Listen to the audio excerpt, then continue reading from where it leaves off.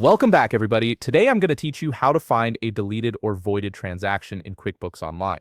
If you've ever had a transaction mysteriously disappear or need to track down who voided something, this audit log feature will help you locate it quickly. First, log in to QuickBooks Online with your account credentials.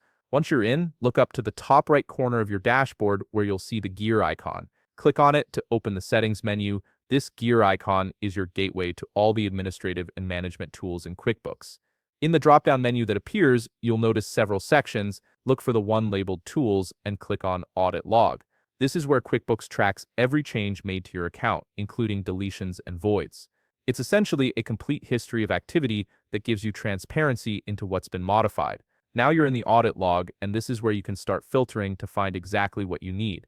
If you have a rough idea of when the transaction was deleted or voided, use the date range filter to narrow things down. This step is optional but can save you time if you're dealing with a lot of activity.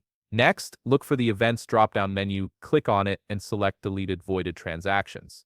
This filters the log to show only the transactions that have been removed or voided, so you're not scrolling through every single change made to your account. If you want to get even more specific, you can use the optional filters for user and account. This is helpful if you know which team member might have deleted the transaction or which account it was tied to.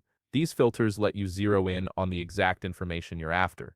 Once your filters are set, scroll through the list of results. You'll see all the transactions that match your criteria, and from here, you can identify the one you're looking for.